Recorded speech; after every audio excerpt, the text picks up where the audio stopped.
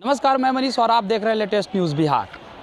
Patna university के चुनाव जो है उसकी सरगर्मी काफ़ी तेज़ हो गई है। सभी छात्र नेता जो है चुनाव के मैदान में उतर चुके हैं। हमारे साथ मौजूद हैं आयसा के छात्र अध्यक्ष जो हैं चुनाव लड़ने वाले हैं, वो हैं आदित्य रंजन जी। वो हैं हमारे साथ जनरल सेक्रेटरी हैं, हमारे साथ ट्रेजरी के हैं और जॉइंट सेक्रेटरी हैं। सबसे पहले हम जानना चाहेंगे आयसा के जो प्रेसिडेंट के उम्मीदवार जो हैं आदित्य रंजन जी से कि आखिर आप अपने मैनिफेस्टो में क्या लेकर चल रहे हैं जिससे कि पटना यूनिवर्सिटी के छात्रों का कल्याण हो सके उनके भविष्य में।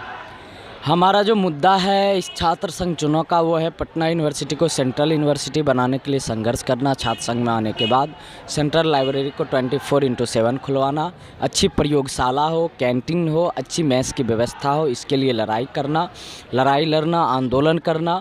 उसके बाद छात्राओं के लिए हमारा कैंपस जो है जेंडर के प्रति सेंसिटाइज हो, इसके लिए एक ऐसा सेल बने जिसको gender sensitisation cell against sexual harassment कहा जाए, ये एक सेल बने। उसके बाद सैनिटरी पैड डिस्पेंसर हर एक कॉलेज के कैंपस में हो जहां सैनिटरी पैड मुफ्त में बांटा जाए। उसके बाद हमारा जो एजेंडा है शिक्षक और कर्मचारियों की जो रिक्तियां हैं उसको जल्द से जल्द भरा जाए और इसके लिए ऐसा संघर्ष करेगी छात्र संघ में आने के बाद। और जो सबसे प्रमुख एजेंडा जो है, आप देखिए हमारा सोसाइटी जो है एक पितृसत्तात्मक समाज है और इस पितृसत्तात्मक समाज ने लड़कियों को हमेशा से दबा करके रखा है और उसी का परिणाम हम लोगों को महिला कॉलेज में, पटना यूनिवर्सिटी के महिला कॉलेज में देखने को मिल रहा है। आपको आश्चर्य होगा जान करके कि मगध महिला कॉलेज में और पटना वुमेंस कॉलेज में दोनों के कैंपस में मोबाइल चलाना रेस्ट्रिक्शन है, अलाउड नहीं है। मतलब डिसिप्लिन के नाम पे रेस्ट्रिक्शन, शोषण किया जा रहा है लड़कियों का। अगर लड़कियां मोबाइल चलाएंगी तो बिगड़ जाएंगी और लड़के अगर मोबाइल चलाएंगे, लड़के मोबाइल चलाएंगे तो कुछ नहीं होगा। यही पितृसत्तात्मक सोच है जो हमारे कॉलेज में, मगध महिला में, PWC में लागू है। और इसीलिए छात्र संगठन ऐसा ये वादा करती है कि जब हम छात्र संघ में आएंगे तो छात्र संगठन ऐसा सबसे पहला जो काम करेगी वो 2 काम करेगी। कैंपस से मोबाइल रेस्ट्रिक्शन हटाएगी, मोबाइल यूज करना जो रेस्ट्रिक्ट किया गया वो हटाएगी। दूसरा सबसे काम करेगी कि PWC में जो ड्रेस कोड है जिससे लड़कियां स्कूल लाइफ जीने पर पुनः मजबूर हो जाती है उसको ख़त्म करेगी। तीसरा जो है हम लोगों का मुफ्त बस सेवा कैंपस के इनर कैंपस में चले, यहाँ से वहाँ तक लिंकअप एक बस सेवा हो जिसमें छात्र छात्राओं को यहाँ से वहाँ तक जाने में तकलीफ़ का सामना ना करना पड़े। ये सारे हमारे मुद्दे हैं। और रिसर्च ओरिएंटेड पढ़ाई के लिए जो अभी आप देखेंगे कि 3 साल से PhD एंट्रेंस टेस्ट पैट वो लंबित पड़ा हुआ है ना। तो इसके लिए हम लोग संघर्ष करते भी आए हैं। हम लोगों ने PhD में फेल कर दिए गए 27 छात्राओं के लिए भी संघर्ष किया, उसको भी कोर्स वर्क में जिसे फेल किया गया था उसको भी हम लोगों ने आंदोलन करके पास करवाया जो साजिशन फेल किया गया था।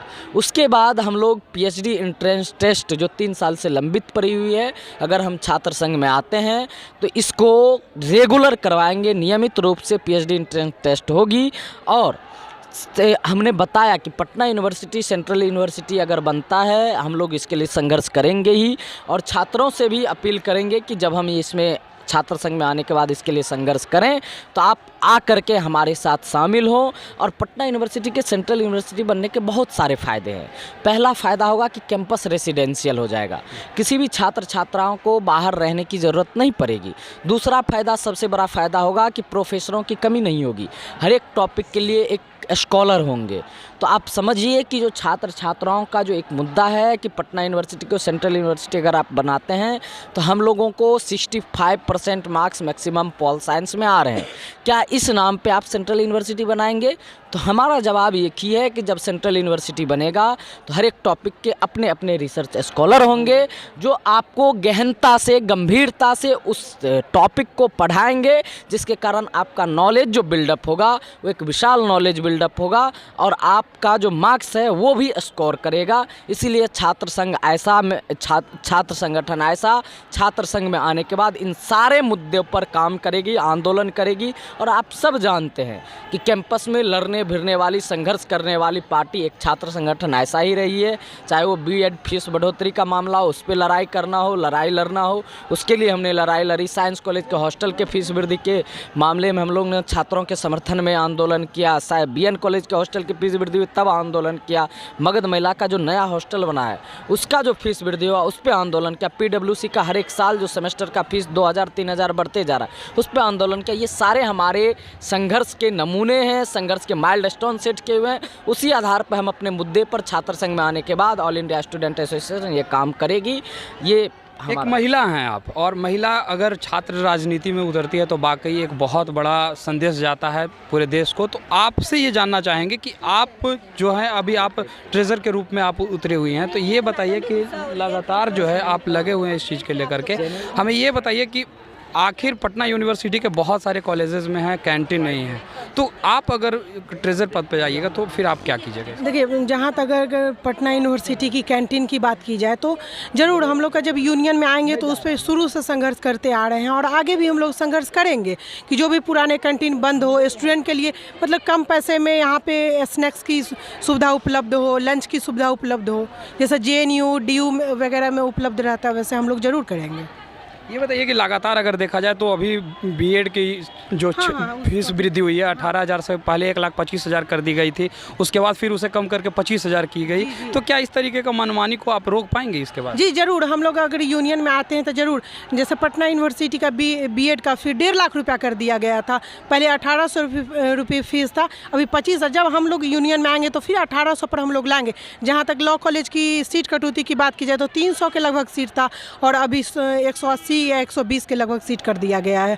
और जहाँ तक छात्रावास की गर्ल्स छात्रावास PG छात्रावास की बात की जाए तो हम खुद GDS गर्ल्स हॉस्टल में रहते हैं, वहाँ पे हम लोग को 6 बजे ही लॉक कर दिया जाता है और जिसके वजह से लॉक कर दिया जाता है वो तो लड़के रोड पे खुलेआम घूम रहे हैं। हम लोग लड़कियों को तो इस पर भी हम लोग अगर यूनियन में आते हैं तो ज़रूर बात करेंगे। आप ज्वाइंट सेक्रेटरी के पद पे हैं और कुमारी रचना आपका नाम हुआ।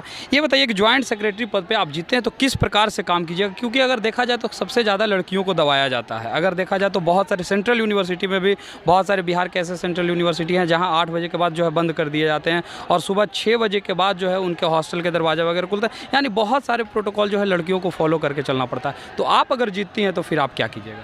सबसे पहले कि मैं इसी कॉलेज से हूँ और हमारा मगध महिला जो हॉस्टल है महिमा छात्रावास, उसमें भी इस तरह के बहुत सारे रिस्ट्रिक्शंस हैं। वहाँ पे फ़ोन अलाउड नहीं है। क्या हमारे जो हॉस्टल है उसके अंदर रीडिंग रूम नहीं है। जिम जो खुला मतलब है वो कभी ऑन नहीं हुआ अभी तक। तो उन सब पे हम काम करेंगे। और रही बात रिस्ट्रिक्शंस की, तो उसको हम जितना हो सके कम करवाने की कोशिश करेंगे, क्योंकि छात्र की आवाज़ ही हमारी आवाज़ है और जब छात्र हमारे साथ होंगे तो हम यूनियन में आएंगे और हम उसके लिए काम करेंगे। ज्वाइंट सेक्रेटरी के बाद जनरल सेक्रेटरी जो होता है सबसे बड़ा पद होता है। अगर देखा जाए तो उसमें पटना यूनिवर्सिटी के भी बहुत सारे कॉलेजेस जो होते हैं उनका सहयोग लेना पड़ता है। तो आपको क्या लगता है कि पटना यूनिवर्सिटी में आप जनरल सेक्रेटरी के पद पर लड़ रहे हैं, तो क्या लगता है आपको कि सभी कॉलेज से आपको सपोर्ट मिल पाएगा? देखिए, हमारा तो काम है संघर्ष। आइसा एक ऐसा संगठन है जो हमेशा से संघर्ष किया है और कैंपस के बीच में आइसा ही एक संगठन है जो दिखा है। तो हम यही चाहेंगे कि हमारे संघर्ष के बदौलत हमको अपना वोट मांगने के लिए आए हैं कि जो सालों भर हम कैंपस में आपके लिए लड़ते हैं, लड़ाई करते हैं, चाहे वो बीएड फीस की बढ़ोतरी का मामला हो या फिर सीट कटौती की मामला हो, हॉस्टल फ़ी बढ़ने की मामला हो, तमाम तरह की बातों पे जो अगर एक ऐसा ही संगठन ऐसा ही है जो हमेशा आपको छात्र के बीच में रहा है और लड़ाई किया है, तो हम अपने संघर्ष के नाम पे अपना वोट मांगना चाहते हैं।